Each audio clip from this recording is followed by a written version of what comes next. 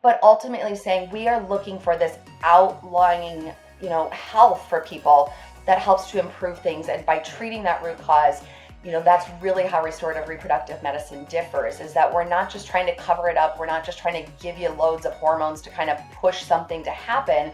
We're saying, let's improve your overall health. And that's part of our mission at our clinic. It's actually part of our value statement, is that I improve natural menstrual cycles to improve health, number one, and promote fertility, number two. Because I can't make you pregnant, but when we improve your health, we improve your chances of conceiving naturally. And that's the order it needs to take. And IVF puts that order in the opposite direction. It tries to promote fertility without focusing on improving the health of either parent.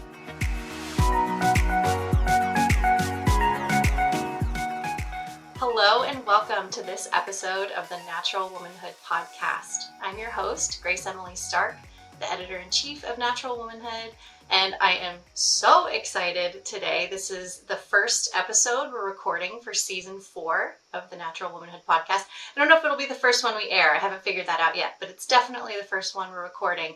And I'm really thrilled that for this new season, my first guest is going to be Dr. Monica Minjeur. I'm so excited to have her here today. I met her for the first time in person at the annual FACS conference this past weekend in Pittsburgh, and she has some really, really exciting stuff in the works that I cannot wait for you to hear about. But first, let me introduce her a little bit more for our listeners. Dr. Monica Minjeur, DO, is the founder and CEO of Radiant Clinic. She's a board-certified family medicine physician specializing in testing and treatment for infertility, endometriosis, PCOS, recurrent miscarriage, painful periods, PMS, and other gynecological conditions. She does it all, evidently. That's a long list. She's passionate about using menstrual cycle analysis to improve the lives of women and couples. She's a DO, so a doctor of osteopathy, and has completed residencies in family medicine, and has additional multiple levels of training, which we're going to hear about from her today. She's trained in NaPro Fertility, FEMM, and Neo, which is going to be a big focus of our show today because we've never really talked about it before. And there's a reason for that. And there's also a reason why we're going to be talking about it today. And I'm really excited about it, if you can't tell. So without further ado, Dr. Minjeur, if you could let us know where you are located geographically in the United States, please. Yeah, so Radiant Clinic is in Cedar Rapids, Iowa, so kind of right in the middle of the country.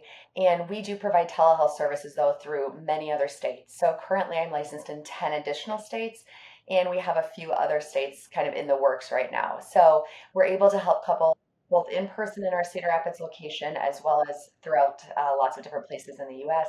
We actually do have a couple of international clients that we serve. Some of that depends on medical licensure, but overall, yeah, that's kind of the area.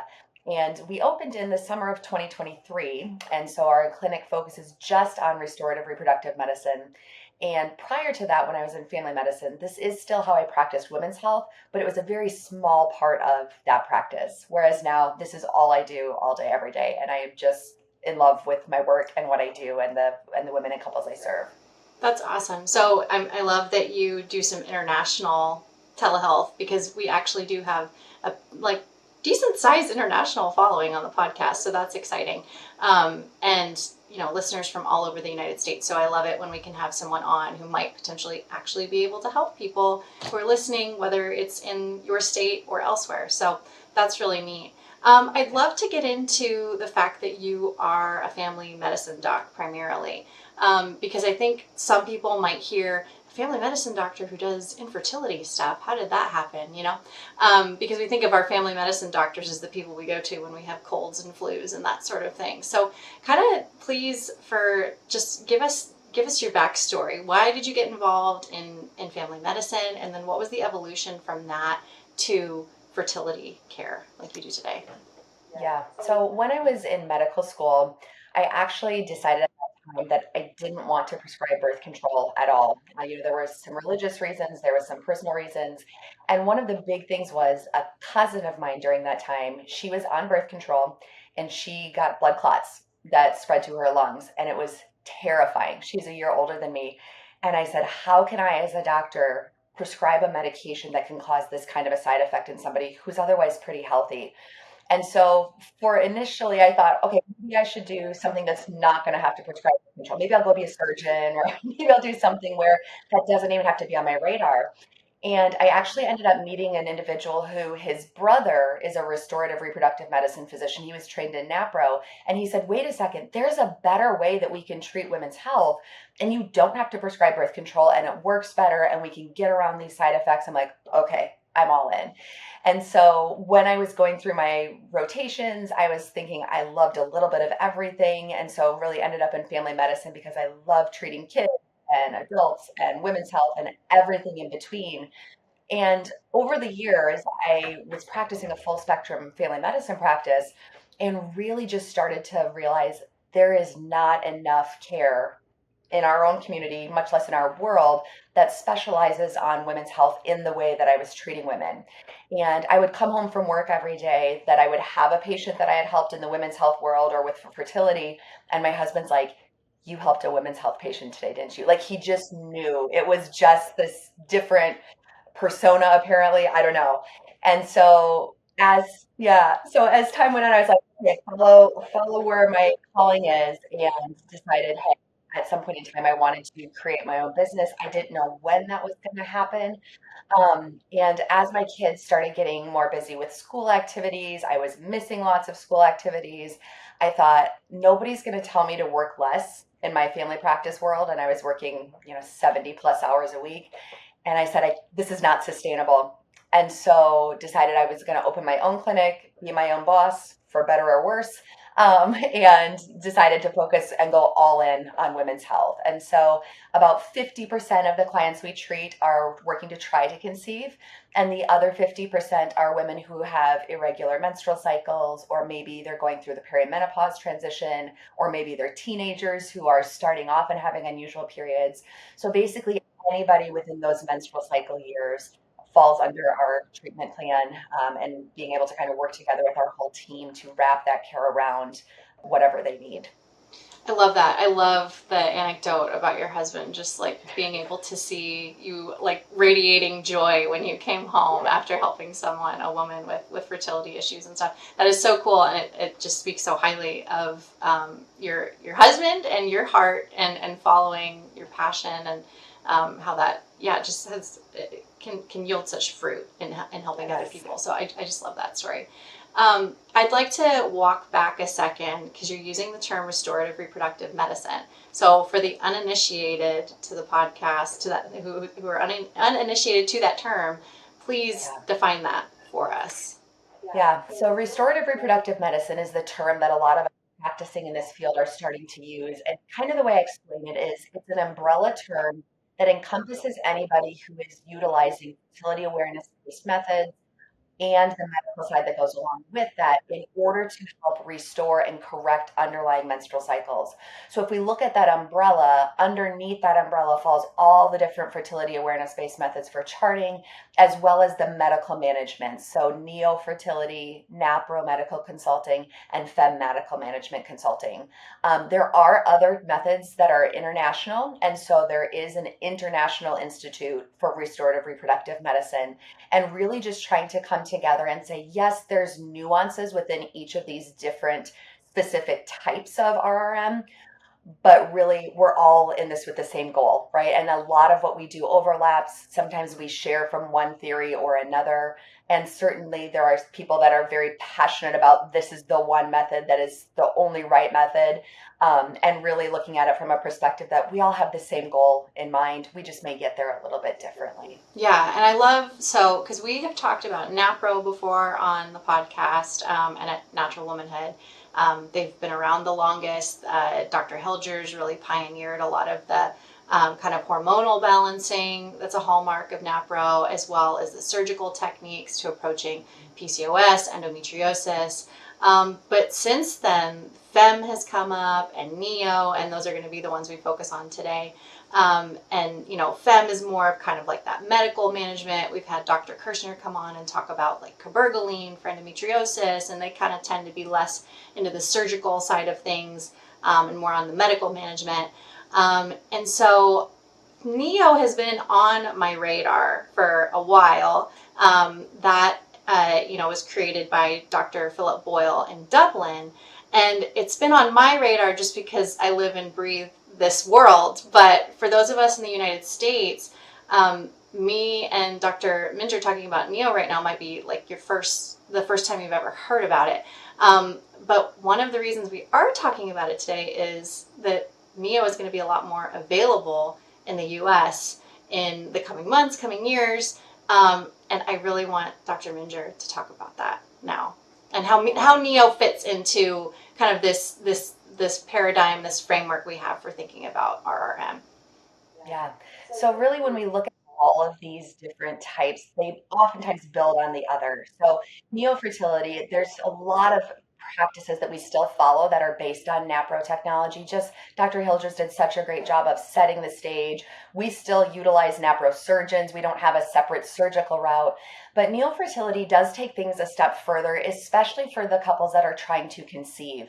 And really part of the reason that attracted me to it was that I had been practicing as a NaPro medical consultant for about 10 years and had a small subset of patients that we still just were struggling to help them with conceiving and saying, what are we missing? Is there something else that isn't a part of this? And so NeoFertility really taken and said, okay, we're going to fine tune and specifically try to conceive, and from a fertility standpoint, and building a whole structure around that. And so really breaking it down and saying, not only is a couple, seeing ovulation patterns, are things looking good, but we really do a deep dive into what is optimal ovulation, tracking follicle scans. We also do a really deep dive looking into the male component. We know that up to 30% of the time, there's also a male factor, and sometimes 20% of the time, it's just a male factor.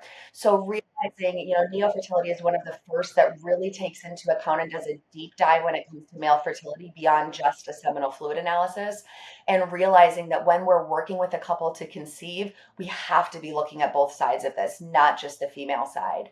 And so that's really what attracted me to learning more about NeoFertility. And so in our practice, I actually use little pieces from NaPro, from FEMM, from Neo, depending upon what it is that the woman or the couple needs. And so through doing a lot of my training, I got to be in really close contact with Dr. Boyle. And I actually got to spend some time over in Ireland last year, shadowing with him, really digging into the protocols and learning them. And as such, because of our collaboration and how our practice has, really seen great success rates with that, Dr. Boyle has invited Radiant Clinic to be the first NeoFertility clinic in the United States, which is really exciting to be able to say we feature that here in the U.S.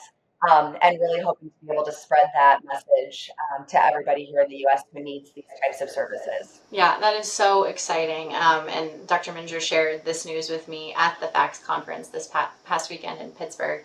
And I was just so excited and immediately told her, okay, you have to come on the podcast. We have to talk about it. Because like I said, we haven't really done a lot of talking about Neo at Natural Womanhood and on the podcast.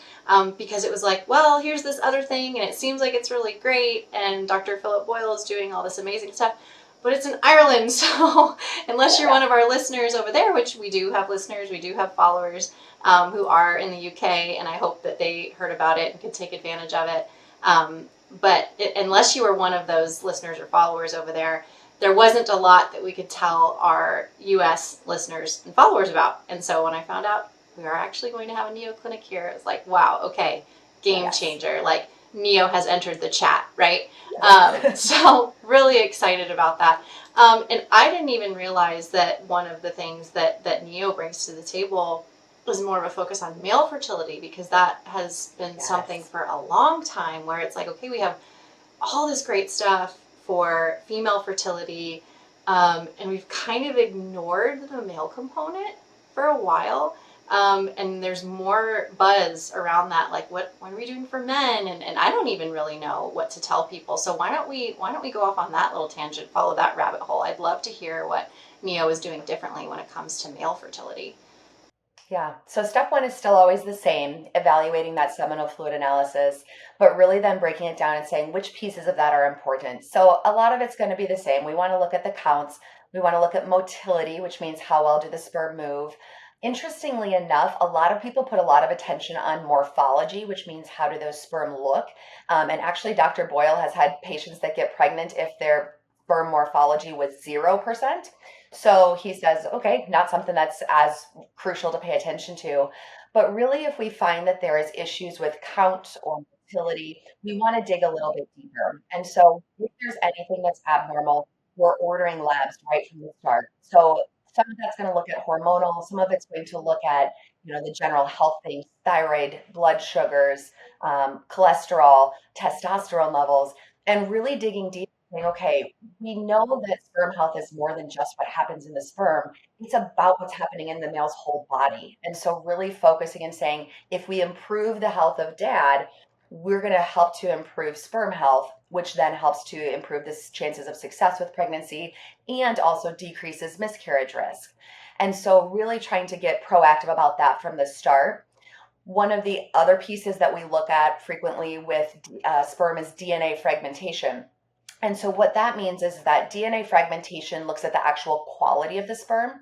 And so, DNA should be very normal with sperm.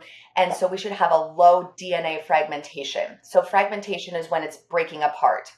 So if that DNA is breaking apart, then we're going to see a higher number. And so if there's a higher percentage on that DNA fragmentation, that means there's more abnormality, more quality issues with the sperm itself. And so again, we're digging back and saying, okay, what are the factors? Are there lifestyle factors? Do we need to focus on the health? Do we need to look at the lab side of things? And then really working together to say, where can we help to improve these things?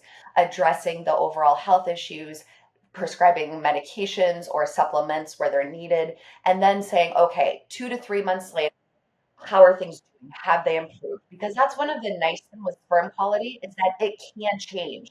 And it is very, very impacted by lifestyle changes. And so usually it turns over within 2 to 3 months. And so as we're able to those changes, we say, okay, now we're seeing there's an improvement in this. And now we think there's going to be an increased chance of a successful full-term pregnancy because DNA fragmentation, if that's high, we see very, very much an increase on the miscarriages as well. And so that's another thing that we need to consider looking into, especially if there's been recurrent miscarriages. So sometimes people are like, well, we don't have troubles getting pregnant. We have trouble staying pregnant, and it still can be absolutely the male factor. And so that's why it's so important that we're looking at both pieces with it. Yeah, that's so interesting because we just published an article a few weeks ago at Natural Womanhood. You're nodding because I think you know what I'm talking about Yeah. how the male DNA is responsible, like even way more so than mom's DNA for the health of the placenta, right? Mm-hmm. Which is huge. You think mom's body's growing it, so what does dad have to do with it? But dad's DNA, like, it is huge in the growth of the placenta.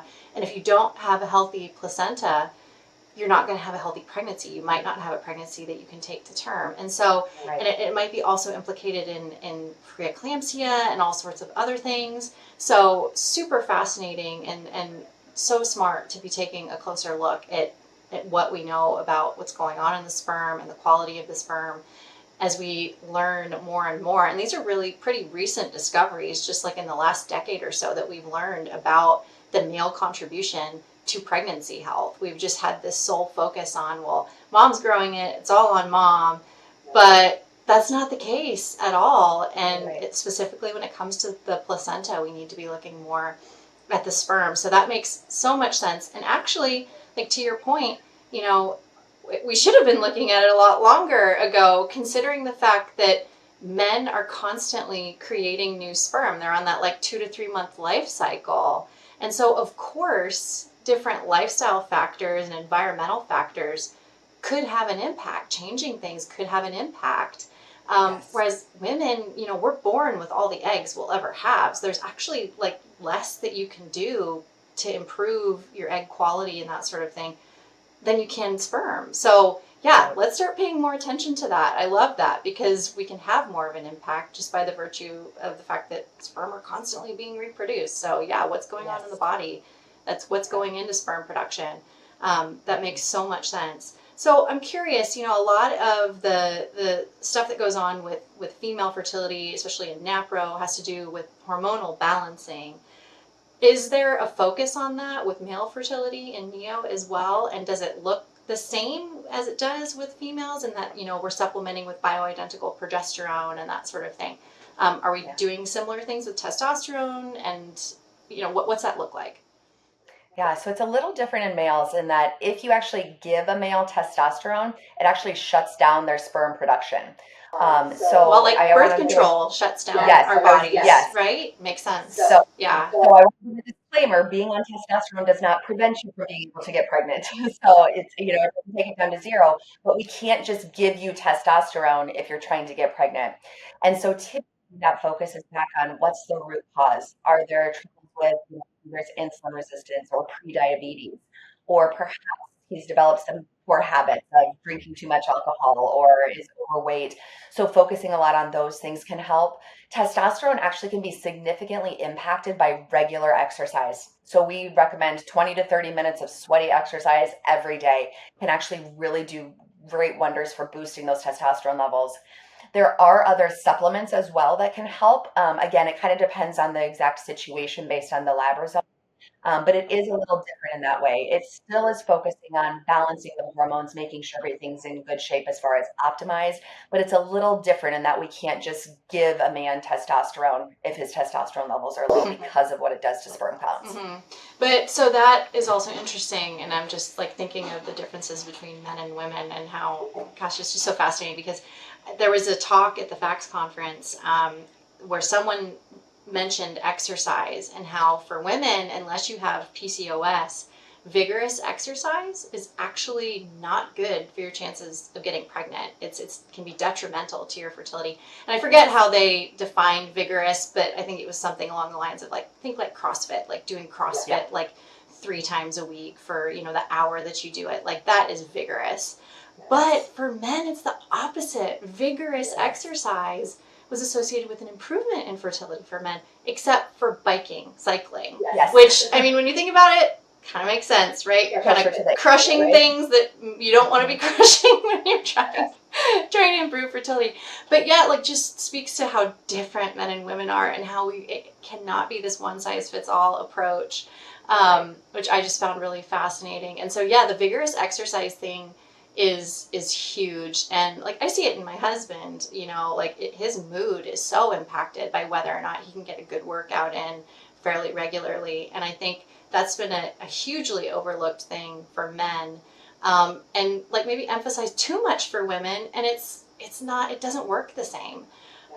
So yeah, just interesting kind of observation there that when we are struggling with infertility, we have to take into account that different approaches are going to work differently for men and women, which to your point, the hormone balancing thing does not work the same thing.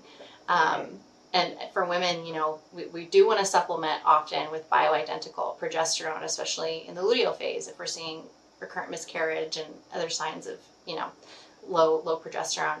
But yeah, very different approach to men. And it's so encouraging to hear that these avenues are being explored, because it's been a totally overlooked component of fertility for so long.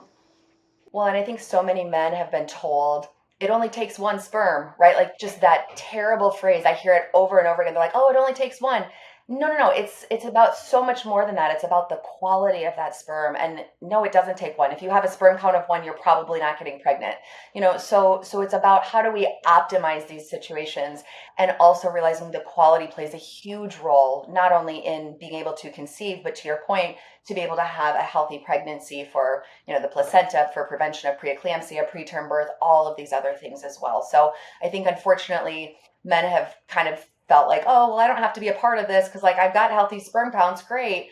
That's not all there is to it. And so sometimes I tell people lovingly in my practice, I'm like, guys, you don't get to be off the hook so easily. Like we're going to be looking at that typically from the start, or at least saying, hey, at what point in time are we bringing this in, but no more than a couple months down the road before we're at least starting to have that discussion. Yeah. And I actually think it's really encouraging, that for couples undergoing the struggle of infertility to know that like women can really feel and take it on themselves. Like it's all our fault. Our body is not doing what it's meant to be doing. I mean, I know I've been there.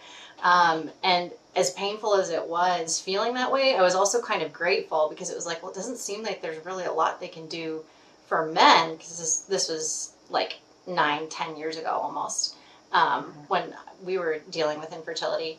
And I was like, well, it sucks that it feels like it's all on me, but I guess it's okay because it doesn't seem like there's a lot for men, and there's a few things they can do for me. But it would have been really nice. Really the workup for my husband was like you said, just kind of like just check the counts, and it's like you're good, you're off, you have a healthy BMI, you're good to go, kind of thing. Yeah. And maybe it was all on me, who knows, but it still would have been nice, like, to feel like, okay, no, it takes two to tango, and we can delve a little bit deeper into what's going on with you, because if there's anything suboptimal, like, it's going to improve your chances, because fertility it takes two people, right? So even if there's a little bit suboptimal on the male side and a lot suboptimal on the women's side, even improving a little bit on the male side might be enough to overcome some of the things that are going on with the woman. And that's one of our main tenets in NeoFertility, that, if we find that there's 10 things wrong going on between the two of you, we don't have to fix 10, but we probably have to fix 7 or 8, right? And if one or two of those things can be male factor, that does take a big burden off of that female side. And so, as I mentioned earlier, 30% of the time, we see that there's a factor for both partners. And so oftentimes the female factor is a little more obvious, especially if we're charting cycles and we're saying, okay, we've got all of these biomarkers of hormones and we see that things are abnormal. But sometimes then we overlook, okay, what about the male factor? Could we improve one or two things here? And that might get us that much closer without saying, okay, we have to hit 100% of, correcting everything that's underlying.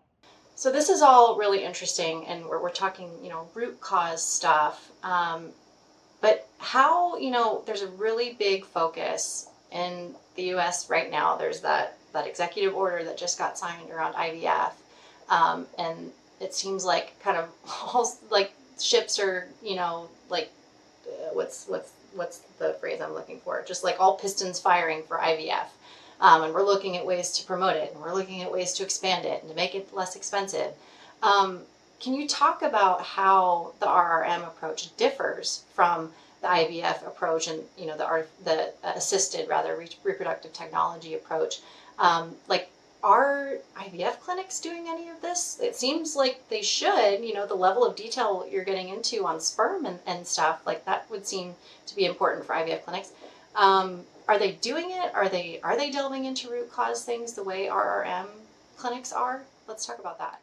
Typically, no. So generally what will happen is that a couple will have evaluation. As a part of that evaluation, they'll do a seminal fluid analysis. And typically, depending upon what those parameters show, sometimes they're actually referred directly to IUI or IVF. They may be told, what, the count is too low or the motility is too low. There is no way that you're going to conceive naturally. IVF is your only option. And so that's becoming more and more common, that we see the abnormal sperm counts and boom, their IVF is what they're recommended to do very next. Exactly. And the problem is that, well, multiple things, but the main problem is that nobody's addressing why, right? So is it a problem that this man has pre-diabetes? Oftentimes they're not doing a blood test to check for that, and so what's happening then is that they take these sperm that may be suboptimal quality because they don't typically check the DNA fragmentation. So they're taking this suboptimal quality of sperm and trying to then implant that, which oftentimes will lead to increased failure rates. And ultimately, all along, let's not forget, these are people that we're dealing with. These are human beings who have health conditions that are showing up in ways like infertility. And we talk about infertility being a symptom of something else that's going on. Infertility is not a disease. And so if we see a young man who has abnormal sperm counts, I want to know why.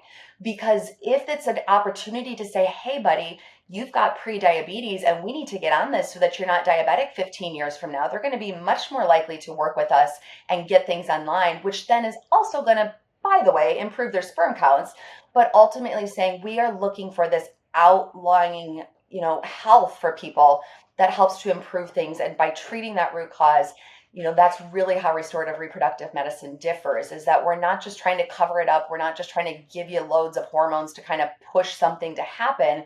we're saying, let's improve your overall health. And that's part of our mission at our clinic. It's actually part of our value statement, is that I improve natural menstrual cycles to improve health, number one, and promote fertility, number two.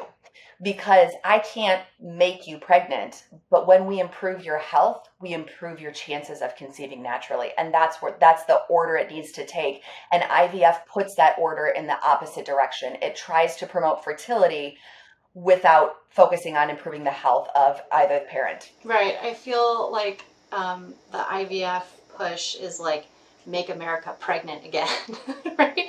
But the RRM approach is make America fertile again. Yes. Right? Like I think that's the distinction we need to be drawing for people, is we don't just need like all of these pregnancies to happen.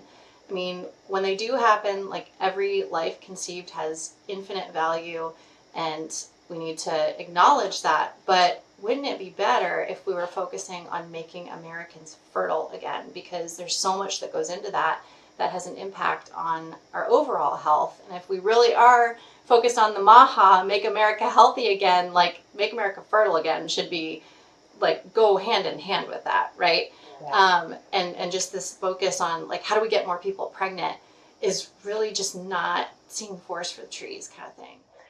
Well, and I think too, if you start to break down the numbers, if you look at the actual numbers of live births with IVF and you compare that to restorative reproductive medicine has equal, if not better, numbers than IVF outcomes. And at a fraction of the cost, we're improving health. We have healthier pregnancies. We have less miscarriages. We have less twins. We have less preterm births.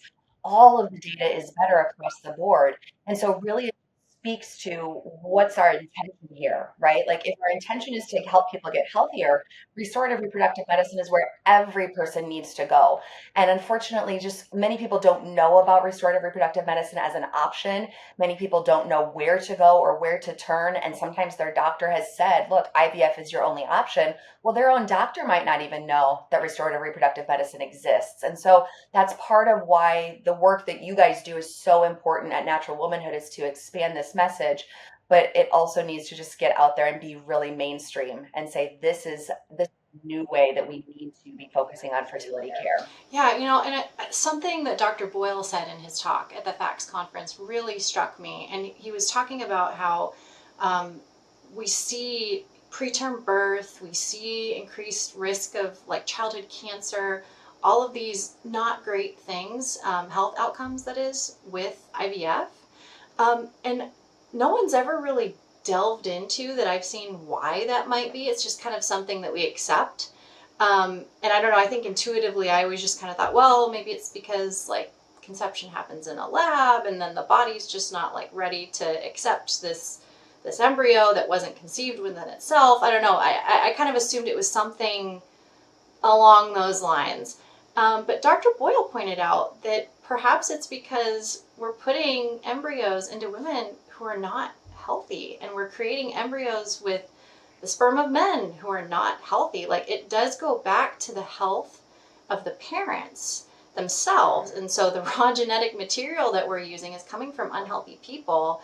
And if we're not doing anything to address those pathologies, that naturally, like the pregnancies themselves are going to be riskier and less healthy than they could be. And the babies that result are going to be less healthy than they could be and have all these increased risks. And it doesn't maybe even really have anything, maybe not, to do with the actual IVF process, as it does with the fact that we're using genetic material from unhealthy people. And so I just like that, I don't know if that was as mind-blowing to anybody else as it was to me, because it just really kind of stood things on its head and made it so much more clear to me that it's like, wow, no, we are really doing couples a disservice, and we're doing the next generation of children a disservice by not looking at the root cause of infertility, because like you said, it's a symptom of underlying pathologies. It's a symptom of underlying unhealthiness. And we can do stuff about it. We can, right? Like NaPro surgeries exist for endometriosis that can get you cleaned up so that your pelvic organs can move and function the way that they're meant to, so that conception can actually happen. And, the FEMM can do their thing with medical management. Neo can do its thing with looking at all of the different factors that go into play on the male side and the female side. Like, there are solutions out there, and we just really need people to know about them, which is why we're doing this podcast. It's why we do what we do at Natural Womanhood. So I would love to just hear a little bit more about your time in Dublin shadowing Dr. Boyle, because we just don't really know him over here in the US, and so I'd just love to hear more about, maybe some breakthroughs you might have had shadowing him, following him, seeing what it is that he does. Were there some aha moments for you?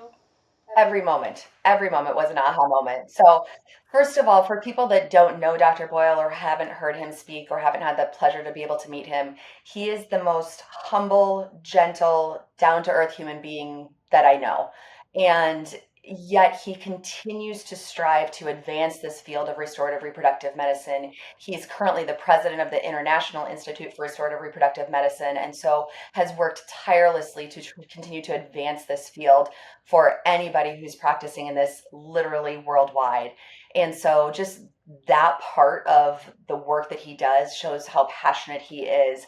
And then seeing that come through in how he cares for clinics, is amazing. But then watching him with his own patients is just like magic. And so I think the biggest thing for me was there's very much a formula. And I'm a person who I like a structure. I like to know we tried this, then we tried this, then we tried this. And that's something that was very different for me for NeoFertility versus some of the other methods that I had learned in the past, in that it's literally, hey, here's what we should try in this order. However, if X happens, then we go on this other pathway. Or if there's male factor, then we go on this other pathway. It's very much a stepwise approach, which is really helpful, not only for knowing what to do from the doctor side of things for myself, but it also, he has this framework on how he talks to patients about it. So from the very first visit, he's telling patients, this is not a quick fix. If we end up getting lucky and you're pregnant within the first 4 to 6 months, great, that's a bonus. However, this is a long haul. Like, typically for most people, you're in this for anywhere from 10 to 12 months before we see a pregnancy. And for some people, it's even longer. And really addressing that up front has really helped to be able to say, okay, here is how we manage the expectations, but also a lot of times the mental health component that comes along with infertility. Many of these clients come in, and it's a little different in Ireland, actually. The government pays for a few rounds of IVF if they have certain diagnoses. So many of his clients come to him already having gone through IVF, failed IVF. By the time they come to him, they maybe have been trying to get pregnant for 6 or 7 years. And so they're tough patients. Yes. So they're much more challenging to start from. And he addresses this mental health component to it. They're overwhelmed, they're exhausted, they've, financially been through a lot already. And so really focusing on how do we help them along this path with being persistent and telling them this is what we need to do without overwhelming them, but also giving them the permission to say, you know what, if we need to take a break, we can take a break. If we need to slow down on things, that's fine. If we need to take a rest cycle, and just really building that into the process, but also saying we want to be intentional without being intense. Because when we bring the intensity, we add that stress, which we all know is not great for fertility. Yeah. Well, I just have to share this quote from his talk that I just love, that really highlights what you're talking about, where he talked about he does a lot with diet. He looks at kind of the different inflammatory foods, and he'll often encourage patients to go off dairy. And he made this little quip about, but you know what? If you have a cycle where you don't get pregnant, then you know what? You have some ice cream that weekend. Yeah. That's what Haagen-Dazs is for, or something like that. And it just was it just speaks so well to what you're just saying, that like the intensity with which we can pursue and make an idol of fertility. Yes. Like, I just really love that he shared just kind of that humanity in that little quip, that he like understands, like sometimes like, your heart is broken when you're on that roller coaster, and have the bowl of ice cream. That's not going to be what makes or breaks whether you get pregnant the next cycle, and like you'll get back on the horse. And we're not machines. Yeah, right. Exactly. So I didn't mean to interrupt you, but I just had to share that because I loved that. Yeah. And I think that's something that, A lot of doctors that practice restorative reproductive medicine, we do that, but just Dr. Boyle does it so well, just with the experience that he has, and really being able to take a lot of that back to my own practice. So there's a lot of things that I say, a lot of phrases, even now when I'm counseling my own patients, I'm like, oh, that's a Dr. Boyle saying. It just, I hear him in my head like, oh, what would he say? I'm like, oh, that's exactly how he would say it. And so just being able to pull that humanity side into it and still realize like, okay, I've got the doctor list in my head that's 75 miles long. I'm going to tell these people the three things that I want them to focus on now, right? Because we don't need to provide more overwhelm. There's already enough overwhelm in the world, much less with fertility. And so saying, okay, let's break this down. How much do you want to do now? And we'll take it one step at a time. Yeah, and I love that because I think with IVF cycles and stuff, everything happens so much more quickly. Like you can leave an IVF consultation with a prescription already in place for all of the different hormones that you need to start injecting yourself with. And I think that can be how people end up on that hamster wheel so quickly without even really having had time to think it through, to talk it through as a couple. Because they get you on it so fast. And it's really, oh gosh, it's just so hard living in that like month to month. But when you take that approach, like this might take a year and we're going to give ourselves this year to get you healthy and to try these kind of like stepwise interventions, it does allow for couples to breathe, right? Yes. And a year, like even if you are on the older side of things, like if you're already over 35, you're 36, 37, like your fertility is already kind of done that nosedive, unfortunately, for better or for worse for a lot of us. And so taking like a whole year, I think taking that like 6-month thing that IVF does for people who are 35 and older, that just like, it does contribute to the overwhelm. So I think looking at just the year, no matter what, like we're going to take a year that does allow some breathing room and for less overwhelm and make each month that goes by like feel less like this do or die. So you do feel like, okay, it didn't happen this month. I'm going to have the bowl of ice cream because I've got a year, Yes. Which I think there's so much that we have not taken into account from like the emotional, mental side that really does impact our fertility.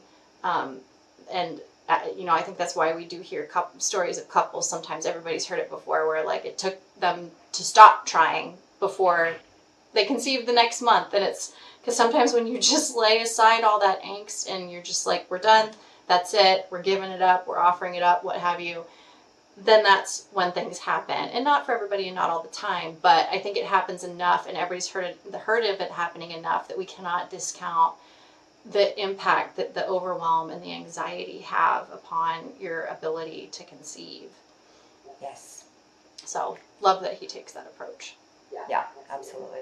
And it really is, I mean, it's a whole person approach. It makes sense because if we're talking about looking at root causes and why we care about that, then it's because we're looking at these patients as people and taking that whole person approach.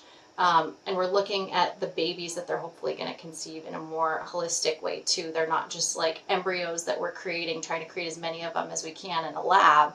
It's every potential time that you come together, it might result in like the fruit of your love, and it's gonna come about through you guys getting healthy prior to that. So it's just so much more of a holistic, whole person, just dignified approach, which I really well. And then appreciate. also when you correct the underlying health concerns, if people want to come back for a second pregnancy or a third or a fourth or a seventh, we've got the code cracked and you're more healthy. We know what needs to be done, and so we're able to say then it's typically easier the next time around. Not always, but typically we at least know, okay, we understand what went into it the first time for you. Let's try that again. We need to fine tune it. We can, but it allows for that as well, even with aging. And it does get a bit more challenging with age. However, a lot of times the average age that patients come to see Dr. Boyle is in their late 30s or early 40s because they've gone on this IVF roller coaster for so long. in their country, it's more accessible. And so even for women in their late 30s or early 40s, we don't get every single cycle that is optimal. But man, when we can see when those cycles are optimal, then we're able to utilize those cycles and we do still have pretty decent success, definitely better than IVF success when it comes to anybody over the age of 35. RRM is far superior as far as being able to have live birth outcomes. Yeah, and you do have to parse out the age because, Yes. we hear in the US that like, oh, IVF has gotten so much better. It's like 50% success rate now, whereas like 20 years ago, it was only like 25 or 30% success rate. But there's always that little asterisk that says for women under 35. Well, Yes. so I Googled it recently. I'm like, what's the average age of the woman seeking IVF in the United States? Like, does that 50% that they're parroting even apply to most women who are seeking IVF? And it doesn't, because the average age of the American woman seeking IVF is over 36 years old. So if you're going into it with that, like, oh, it's 50% now, and you haven't seen that little asterisk, like, those numbers don't necessarily apply to you. They don't apply to the average woman seeking IVF, which I think is huge. Right? And 50% is not per cycle. 50% is overall over multiple cycles. So on average for a single cycle, somewhere between 20 to 25% per cycle. And again, that's regardless of age. So the numbers are much lower over the age of 35. And so I think that's the other is that sometimes people will call up an IVF center and they'll say, oh yeah, we've got a 60% success rate. Well, they don't tell you how many cycles, what's the total cost to get to that point, how many failed cycles do you have in the meantime, and what's your age. There's so many other factors that go into it that once you start to break it down, you go, wait a second, this falls apart real quickly. Yeah, and I just think this is kind of changing tacks a little bit here. I think so much of this is a result of how little knowledge we have as a populace about our bodies, about our fertility, about what it actually takes to get pregnant, right? Because sex ed in this country is a joke. It's condoms on bananas, right? Like, we're not actually learning about what it takes to get pregnant. We just assume we need to make sure kids aren't getting pregnant, so they need to know all about birth control, and that's it. To the extent that, like, we've all heard, I think it's Dr. Dwayne's story about having that couple come in to her who'd been struggling with infertility for like 6 or 7 years. And it turns out they had been avoiding sex when the woman had fertile cervical mucus because she thought she had a yeast infection every month, once a month. And when, I believe it was Dr. Dwayne, I believe this is her story, her anecdote, right? When she was like, no, that's when you need to be having sex. You've been avoiding sex when you're most fertile. They got pregnant the next month. Duh, of course they did, So it's just like, that just speaks to the fact that we have no idea. And someone sent me an article or a study or something the other day that's making the rounds right now about, there's no evidence that hormonal birth control does anything to egg quality, right? And the friend who sent it to me was like, how do we refute this? And I'm like, well, it takes more than a healthy egg and a healthy sperm, which now puts us kind of full circle back to where we started this conversation, right? It's not just about one sperm. It's not just about one egg. It's about, are your ovaries prematurely aging because you've been on birth control? Is your endometrium atrophied because you've been on birth control for 20 years? And so even if you do conceive, the baby can't implant and you're going to have recurrent miscarriages. It's about, how's your cervical mucus? Because that's the component that gets left out time and time again. But you have to have fertile cervical mucus if you're going to get pregnant from sex alone. And that gets left out, right? So it's like, and we know that hormonal birth control can have an effect, long-term use can have an effect on your cervical crypts and your ability to produce fertile cervical mucus. And so it's like, okay, yeah, all well and good that we can have this headline saying like, don't worry, hormonal birth control has no effect on egg quality. And because nobody knows about all the other nuances, all the other things that have to be in place and to have to go right for you to be able to get pregnant, so many women go, okay, my eggs are fine. I'm going to keep taking the pill because it's not the right time for me to get pregnant. And when I get off of it, it's okay. I'm going to have all these healthy eggs just ready and waiting to be fertilized. Right? No, please don't wait. Please don't wait. I work with so many women who are trying to get pregnant who, in our initial intake, will look and say, what have you been on in the past? And anytime someone comes and they say, oh, I've been on birth control for 15 years, have to like talk myself down off the ledge, like, okay, we can do this, but I always know it's going to be more challenging just to get cycles back on track, and sometimes the long-term impacts of those hormone imbalances. And sometimes it's not even hormone stuff directly that we would think of. Sometimes we've trashed your adrenal glands or your thyroid function in the meantime, or testosterone doesn't know how to increase, and so your libido is garbage. I mean, there's all these other factors, even if we look beyond just egg quality, to say, what's your quality of life? Much less, how do we get these cycles back on track? So it absolutely can be much more challenging. And yes, sometimes women stop birth control and they're pregnant the next cycle. That does happen, but it doesn't always happen. And I think that's what people need to know is that it sometimes can take 1 to 2 years or more before we even see a regular cycle happen after we remove hormonal birth control from the picture. Yeah, and it can feel like such a cruel joke to women. Yes. You know, it's like I did the responsible thing. I was on birth control all those years when it wasn't the right time for me to get pregnant. And now I get off of it and it's the only thing I want to get pregnant. And I saw all those headlines over the years that said, oh, no impact on inequality, that made me feel like, okay, no, this is fine. And then boom, you know, they're struggling to get pregnant.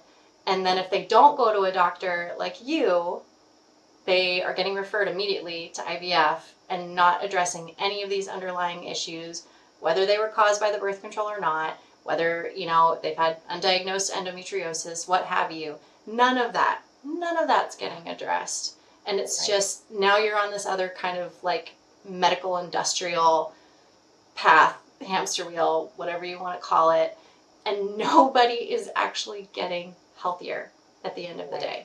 So that's that. If you take away, listeners, anything from this episode, it's that doctors like Dr. Minjeur, Dr. Boyle, doctors who practice NaPro, FEMM, what have you, they want you to be healthier. Like that's where they start. And that is like the major paradigmatic difference between what you're going to find in a typical IVF infertility clinic and a clinic like Radiant that Dr. Minjeur runs, is that they're going to look at how to get you healthy. And really, it's not even just about getting you healthy, it's so that whatever babies you are able to conceive are healthy too, which is all that we want at the end of the day, right? So, yes. Do you have anything to add to that? I feel like we covered so much great material. We're coming up on an hour. Don't want to overwhelm you or our listeners too much because we hit so much. But I would just say from the standpoint of trying not to be overwhelmed is, if this is the first time that you've heard about things like this, about restorative reproductive medicine or NeoFertility, it's okay. I think a lot of women come to us and they say, why didn't I hear this before? And then there's some guilt that can get added to it. Like, no, it's okay. Your journey starts today. Your journey starts today. Yeah, exactly. From today, now you know better, so now you do better, right? And so finding somebody who will listen to you. If you work with a doctor and you think that they're good and you feel like you are not being listened to, find another doctor, pretty please. Like, you do not have to stay stuck in the same spiral. You are the only one who will be the 100% advocate for your health, and you are the one that knows best about your health. So find a healthcare professional who aligns with what you know is best for your body, and trust your body.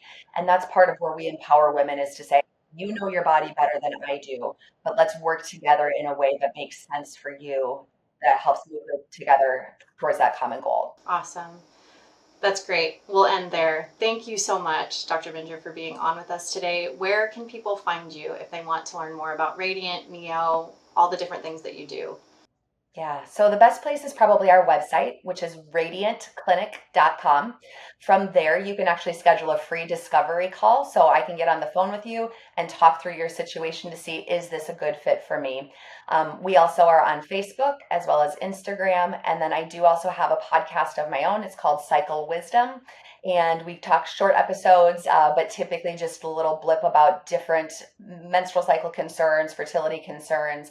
Actually did an episode in mid-March of 2025 that talked all about male fertility. So if that part was new to you, that might be a good one to refer back to. But would love the opportunity to connect. And if I'm not the right person for you, I will always point you in the right direction of someone who makes sense for you. Love that. That's awesome. Well, thanks again. And for anybody wanting to learn more, just kind of about the world of restorative reproductive medicine, visit naturalwomanhood.org. We talk about this stuff all day long. We talk about women's health from the standpoint of your body's good, your body's healthy. Adult female bodies are meant to be fertile, meant to cycle, meant to be able to get pregnant, and what you can do if none of that is happening for you, because there are doctors out there, there are methods out there, there are different ways that you can get healthy and be able to hopefully have the family that you desire. So check out Dr. Minjeur, check out naturalwomanhood.org, and subscribe to the podcast so you can keep hearing great content like this. Thanks again, Dr. Minjeur. Thank you, Grace. Thanks again for listening to this episode of the Natural Womanhood Podcast. If you enjoyed it, please drop us a review so other women and couples interested in authentic women's health can more easily find us. Also, please be sure to check us out at naturalwomanhood.org and on our Facebook, Instagram, and X accounts. And if you never want to miss an episode of the Natural Womanhood Podcast or a new Natural Womanhood article, media appearance, or our latest educational content and programming, please be sure to sign up for our newsletter, which can again be found at our website, naturalwomanhood.org. Thanks for sharing a part of your day with us, and we'll see you next time.